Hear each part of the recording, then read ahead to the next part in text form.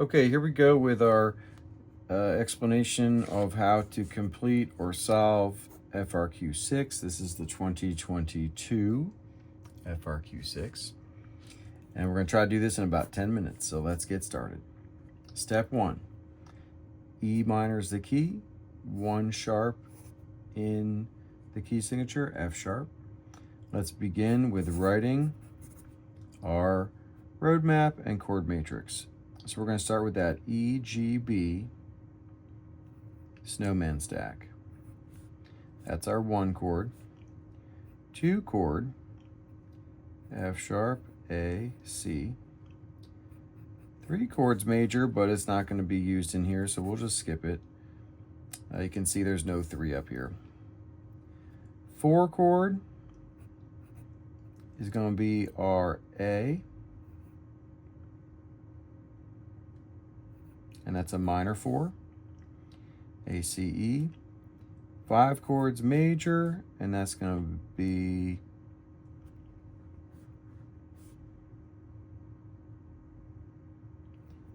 B, D sharp, and F sharp. Notice we are adding the D sharp in here. That's the raised 7th. We're assuming harmonic minor. It's important to remember that the 5 chord's major, so we have to add that D sharp in there. 6 chord, also major, C major. And then 7th chord, if you're just doing the triad, it's actually a D major 7, D F sharp, or D major triad, F sharp, D F sharp A. It can also function sometimes in a different way, but we'll just write major here, even though we don't even really need it. You can see up here we're just using 1, 5, 5 of 4, 4, and 2. So that's 1, 2, 5, 4. We don't really need this 6 chord. We don't really need that 7. We don't really need the 3. So it's really just 4 chords plus that secondary dominant in here. Okay, great. So now we're going to write out the notes of these snowman stacks. So 1 chord is going to be E, G, B. And anytime we see a 1 chord up here, we can just take this and just write the notes E, G, B. Perfect. 5 chord is, we already said this, B, D sharp, F sharp. And anytime we see a 5 chord, there's one here, there's one here, we can just take that, B, D sharp, and F sharp right up there. Same for this, B, D sharp, F sharp. And this 5 chord, I forgot to add the 7th. That's our A up here. So I'm just going to rewrite this, make my F sharp kind of smaller, and then the A up there, because we have this 5, 6, 5, which is a first inversion of a 5 chord. Okay, excellent. And then we're going to the 4 chord. We already talked about this, A, C, E. So we can just write in, take these notes of the snowman stack and just write them in here. And then the 2 chord is left here, and that is a 6-5. So we should have already written in our snowman here, super snowman as I like to call it. And this is going to be F sharp, A, C, E. I can see those notes right there. And I'm just going to put it in F sharp, A, C, and E. Perfect. All right, now let's tackle the notes of this secondary dominant. 5 of 4. This is very easy. You take your E, which is the soul of the A chord, the 3rd stack in the snowman, and you just put it here. And then you just make an E major triad with a flat 7. So E major triad is E, G sharp, B, and then we're just going to add a D up at the top. It's not going to be a D sharp, it's going to be a D because it's E major triad with a flat or lowered 7th for the 5-4-2. Great. So that's it. We're halfway through, and we're gonna plug these bass notes in and then add some soprano notes and then go. So let's do it. I'm just gonna tackle this one chord. That's real easy to do. As I write the bass note E up here, I'm gonna make sure I make the circle for the note head perfectly within the lines and draw my tail down 1 octave. Check it off. And then I'm just going to do the easy ones. The 5, let's just put that B in there. We can just go, actually this is going to be a half note. We just put that half note in right there. Tail goes down. Check it off. Okay, and then the rest of these are in inversions, but that's not really that hard. So if you see a 5, 6, 5, you're just going to put the D sharp. So we're going to add our sharp, and we're going to add that D. And that's our note there. And then let's do this one next.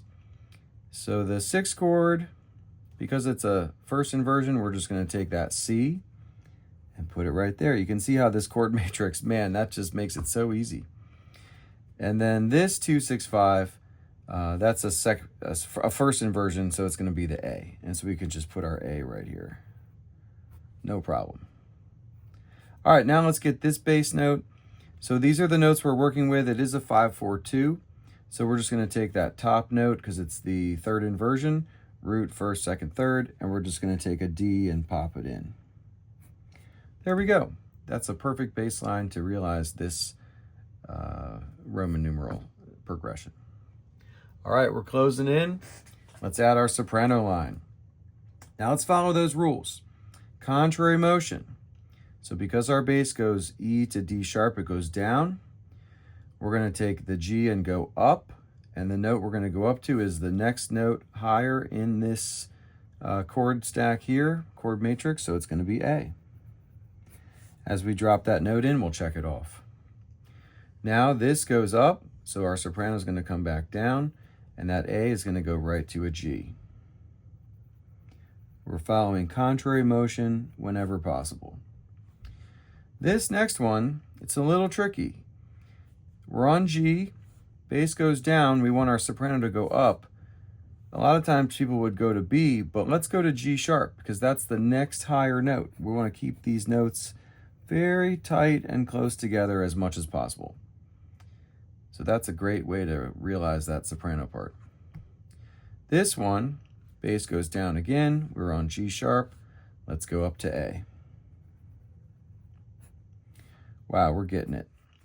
Okay, and then finally, this bass goes down. Normally we'd think of soprano going up, but we're going to go down on the soprano. We're going to actually do a little parallel motion here. And I'll talk about why as we fill in the other parts. We're going to put an F sharp here in the soprano, just like that. And then we're going to resolve to stay on the F sharp, which is right here. Done.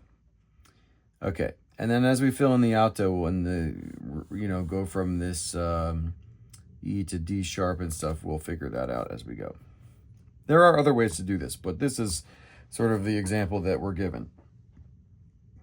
All right, let's go back now. We have about a minute and we'll fill in the rest of the voices. So in this chord, I need to add a B and an F sharp. My tenor is already on B, so we're just going to carry that B across, check it off, and we're going to add the F sharp in the alto. Next chord, we need to add a B. Tenor's on B, let's just keep that tenor right on that B. And then we have to figure out what to add. The rule is double the root of the triad whenever possible, and we can easily just double the E in the alto part.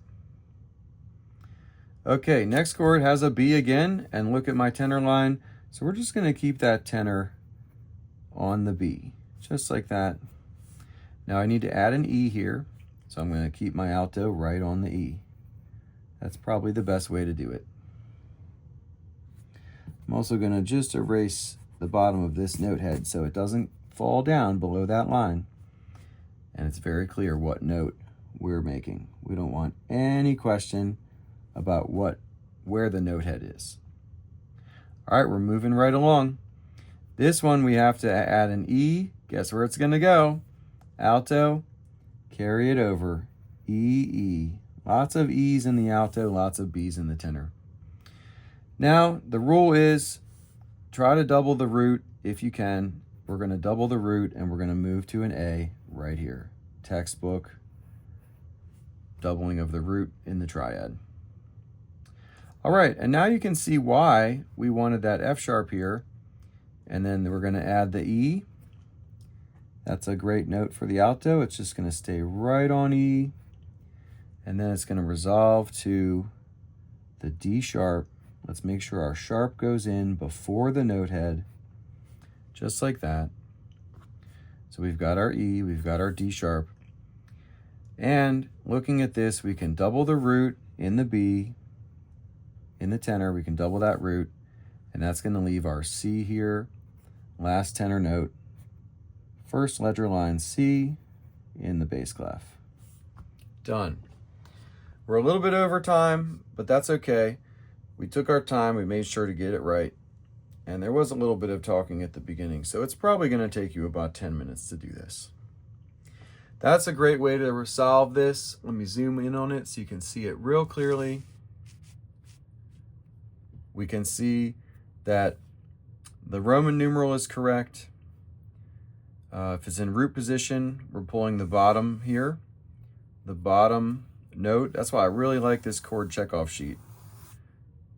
If it's in first inversion, like 5/6, like a 6/5 or a 6, we're pulling the middle note of the chord stack.